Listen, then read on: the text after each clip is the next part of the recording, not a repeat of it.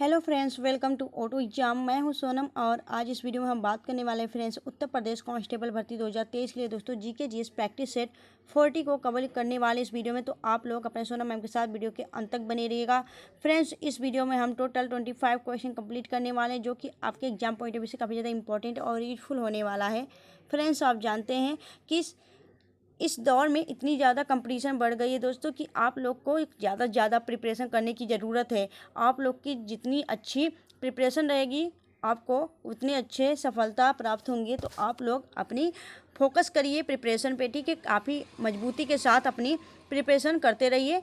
चलिए चलते हैं हम पहले क्वेश्चन की तरफ। पहला क्वेश्चन आपका है भाग 4A मूल कर्तव्य से संबंधित अनुच्छेद हैं। तो दोस्तों भाग 4A में आपके मूल कर्तव्य दिए गए हैं और यह भाग 4A में मूल कर्तव्य किस आर्टिकल के अंतर्गत दिए गए हैं। तो आपका राइट आंसर हो जाएगा 51A। अनुच्छेद 51A में आपके क्या दिया गया दोस्तों, तो आपके मूल कर्तव्य यानी फंडामेंटल ड्यूटीज दिए गए हैं।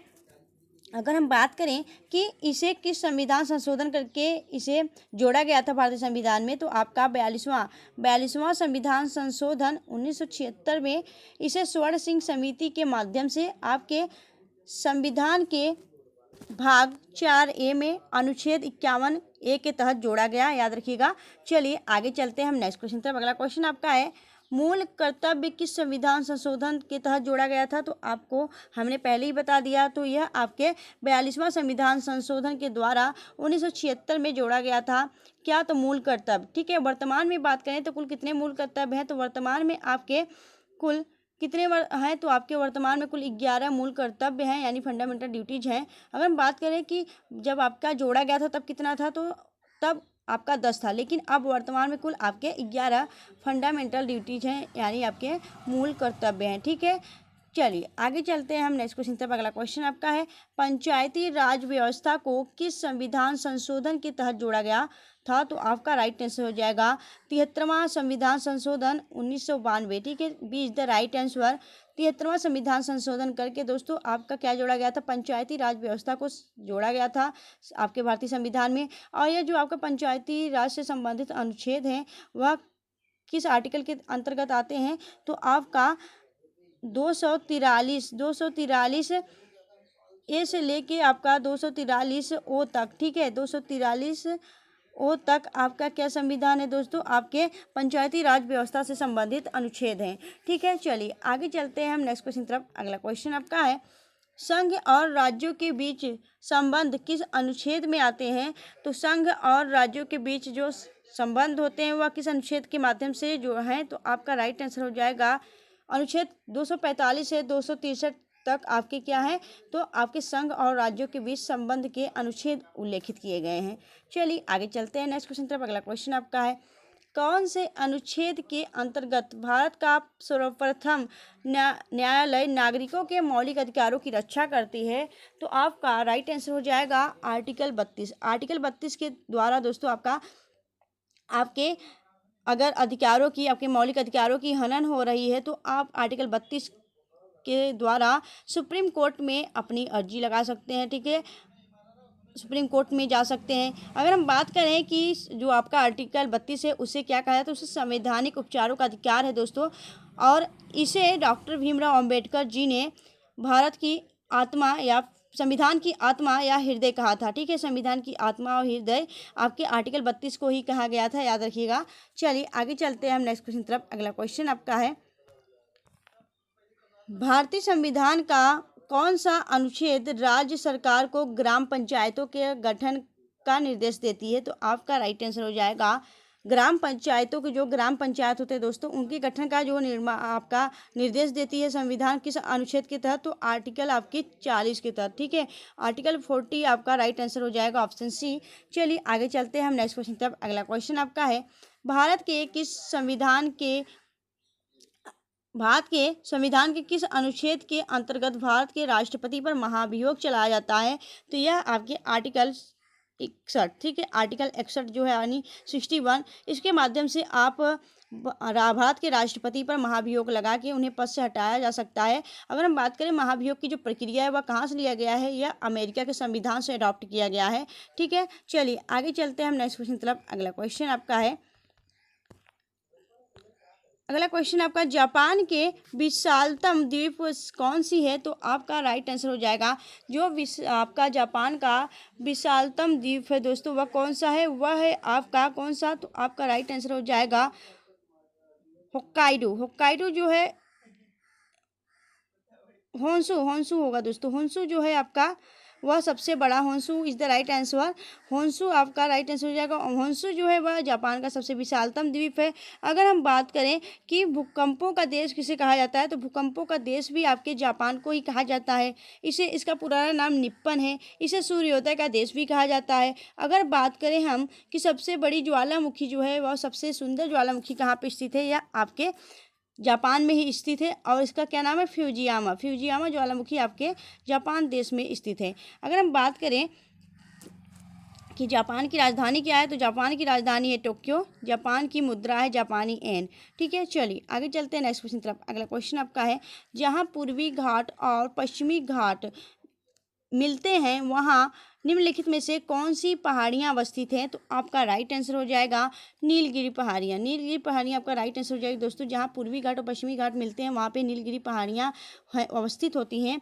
अगर वहीं बात करें हम कि नीलगिरी जो आपकी पहाड़ियाँ हैं वहाँ पे कौन सी जनजाति पाई जाती हैं, तो टोडा जनजाति पाई जाती हैं। और यह क्या पालती हैं दोस्तों? तो यह भैंस पालती हैं। टोडा जनजाति द्वारा भैंस पाला जाता है। अगर हम बात करें नीलगिरी पहाड़ियों का जो ऊंचाई है, हाइट, वह कितना है? तो आपका 36 हाइट है दोस्तों। 26 आपका 36 मीटर हाइट है। अगर हम बात करें इसका जो विस्तार है नीलगिरी का, वह कहाँ से कहाँ तक है? तो आपके केरल, कर्नाटक और तमिलनाडु, 3 राज्यों में इसका विस्तार पाया जाता है नीलगिरी पर्वत की। चलिए आगे चलते हैं हम आगे नेक्स्ट क्वेश्चन की तरफ। अगला क्वेश्चन आपका है, अरावली की एवं विंध्य श्रृंखलाओं के मध्य कौन सा पठार स्थित है? तो आपका राइट आंसर हो जाएगा मालवा का पठार। मालवा का पठार दोस्तों अरावली एवं विंध्य श्रृंखलाओं के बीच में स्थित है।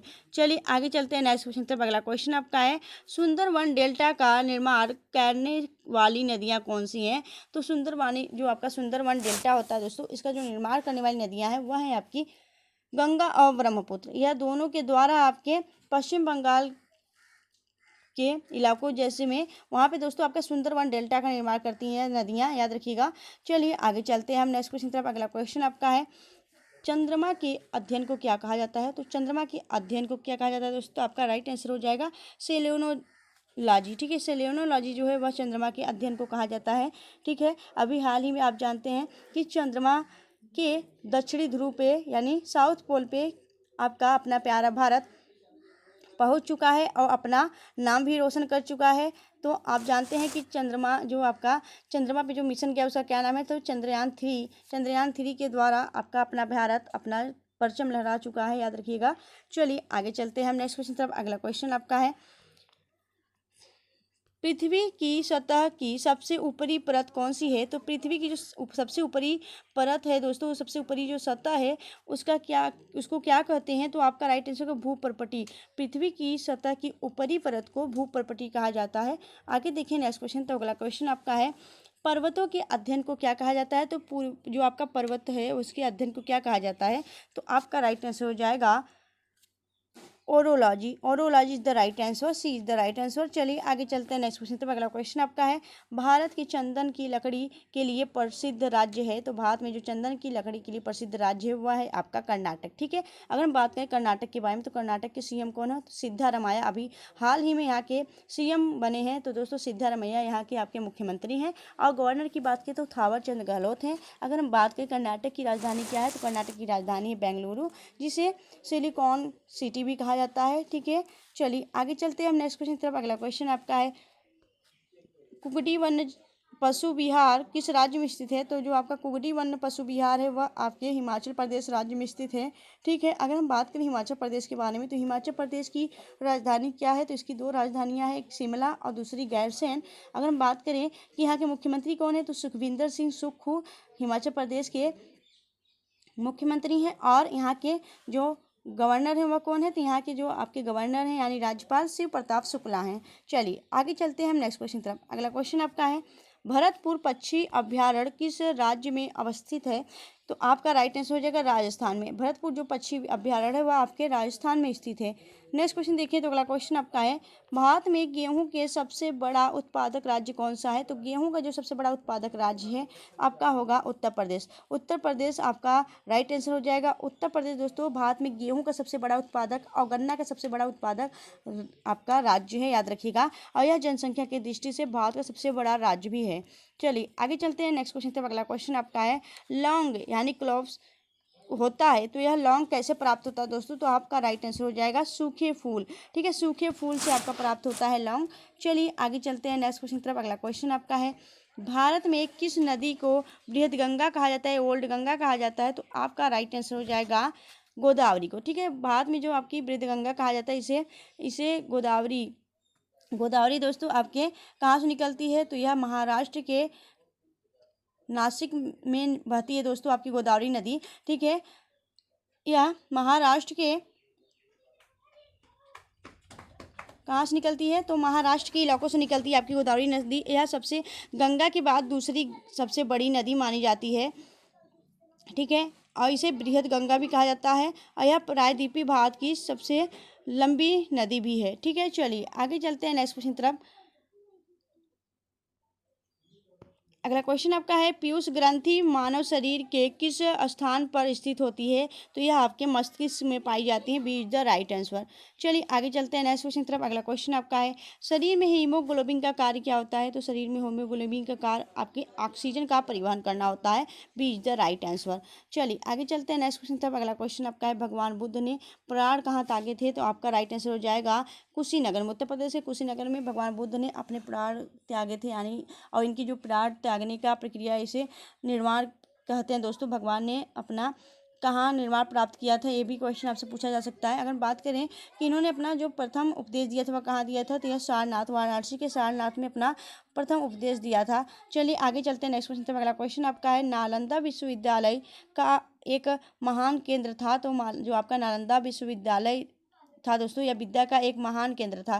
कैसे विद्या का दोस्तों? तो आपके बौद्ध का। ठीक है, बौद्ध धर्म का एक सबसे बड़ा केंद्र माना जाता था। और अगर बात करें बौद्ध धर्म किन दो भागों में विभाजित हुआ था, तो यह आपके हीनयान और महायान दो भागों में विभाजित हो गया था बौद्ध धर्म। चलिए आगे चलते हैं नेक्स्ट क्वेश्चन। अगला क्वेश्चन आपका है, सिंधु सभ्यता के विशाल अन्नागार कहाँ से प्राप्त हुआ है? तो आपका राइट आंसर हो जाएगा मोहनजोदड़ो। ठीक है, मोहनजोदड़ो से यहाँ विशाल अन्नागार प्राप्त हुआ था। अगर बात करें मोहनजोदड़ो का अर्थ क्या होता है, तो मृतकों का टीला इसका अर्थ होता है। इसकी खोज किसने की थी दोस्तों? इसकी खोज राखल दास बनर्जी ने 1922 में किया था, याद रखिएगा। यह किस नदी के किनारे स्थित है? तो यह आपके सिंधु नदी के किनारे स्थित है। ठीक है, चलिए तो दोस्तों आपको वीडियो कैसी लगी आप हमें कमेंट सेक्शन में कमेंट करके जरूर बताएंगे। आपको वीडियो अच्छी लगी हो, हेल्पफुल लगी हो तो प्लीज़ वीडियो को लाइक करें फ्रेंड्स। और अगर आप हमारे चैनल पर नए हैं तो प्लीज़ चैनल सब्सक्राइब कर लें ऑटो एग्जाम्स को। मिलेंगे आपसे नेक्स्ट वीडियो में, तब तक के लिए bye bye and take care.